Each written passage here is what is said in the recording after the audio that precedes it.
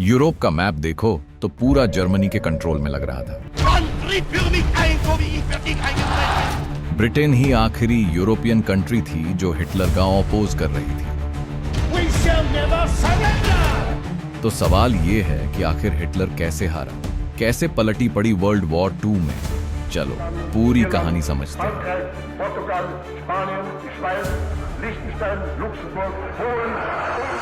Hitler को लगा कि ब्रिटेन अब सरेंडर कर देगा क्योंकि जर्मन आर्मी इतनी पावरफुल थी। लेकिन विंस्टन चर्चिल ने लेजेंडरी स्पीच दिया, We shall fight on the landing grounds. We shall fight in the fields and in the streets. We shall fight in the hills. We shall never surrender. यह clear कर दिया कि कोई peace treaty नहीं होगा। Hitler ने सोचा, अच्छा तो यूके को भी इन्वेड करते हैं। हिटलर ने प्लान बनाया, operation sea lion. UK attack का प्रॉब्लम, ब्रिटेन और यूरोप के बीच कोई लैंड कनेक्शन नहीं था। शिप्स भेजते तो ब्रिटिश नेवी ज्यादा पावरफुल थी।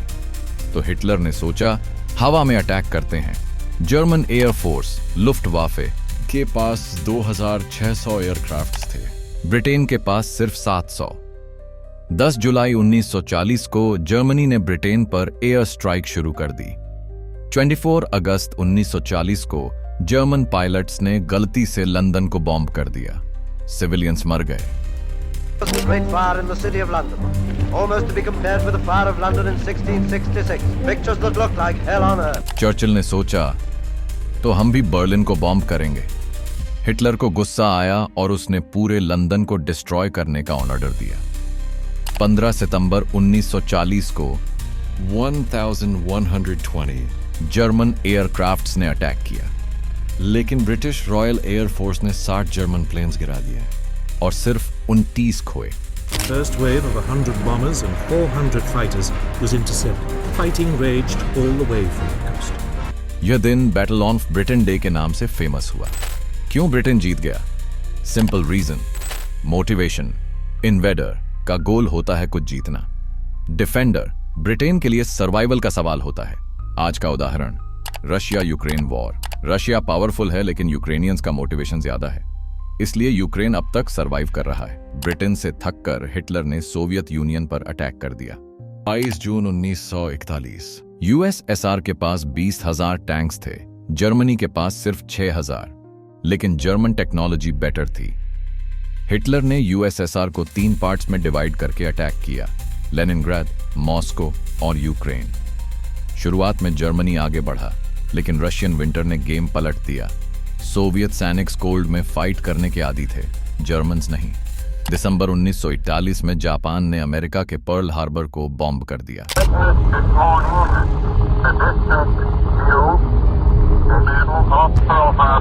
2300 अमेरिकन मारे गए। अमेरिका ने फाइनली वॉर ज्वाइन कर लिया। I ask that the Congress declare a state of war has existed between the United States and the Japanese Empire. और allied forces UK, USSR, China के साथ मिल गया। और 1942 से 1943 में बैटल ऑफ स्टालिनग्राद हुई, WW2 की डेडलीस्ट बैटल। 300,000 जर्मन सैनिक्स सरेंडर करने पर मजबूर हो गए। सोवियत यूनियन ने जर्मनी को पीछे धकेल दिया। The heroic defense of Stalingrad. The Soviet army turning the Nazi 6-month assault into the most ghastly military disaster in German history. Hands held high, the beaten Nazis pour from house after house in abject surrender. जुलाई 1943 में Italians ने dictator Mussolini को भगा दिया, उसे execute कर दिया। बेला चाओ गाना मनी हीस्ट वाला इसी टाइम का है। यह इटालियन पार्टिसंस का एंथम था। Oh, bella ciao, bella ciao, bella ciao, ciao, ciao. Bombastic Mussolini, the sawdust Caesar, comes to his end in the gutter, fitting climax to a life of treachery and double cross. He led his country to ruin when he threw his lot in with Hitler. Italy ने allies के साथ piece कर लिया। 4 जून 1944 D day. 1,50,000 से अधिक British, American, Canadian सैनिक्स ने France के Normandy beaches पर अटैक किया। Another of the great decisive battles of world history has been joined. This is the day for which free people long have waited. This is D-Day. Germany अब east, Soviet union और waste allies से घिरा हुआ था। Hitler ने last ditch effort किया, battle of बर्ल्स, लेकिन fail हो गया। Reserves of men and material had been hoarded for the day of counterattack. The very much alive German army gathered its forces in the Forest Isles to strike one strong, decisive blow at the American army. मई 1945 में Soviet army ने Berlin को घेर लिया। Hitler ने 30 अप्रैल को खुद को गोली मार ली। 8 मई को जर्मनी ने फॉर्मली सरेंडर कर दिया। The Union Jack goes up to signalize the taking over by the British troops of their sector of Berlin. The date is July the 6th, 1945. A date the history books will remember. Europe का map ही बदल गया। East Germany, west Germany, Poland recreate हुआ। WW2 के बाद United Nations, European Union, UN बना ताकि future Wars न हो। वर्ल्ड वॉर 2 सिर्फ एक वॉर नहीं था, यह आइडियोलॉजीज, स्ट्रैटेजीज और सैक्रिफाइसेस का महायुद्ध था।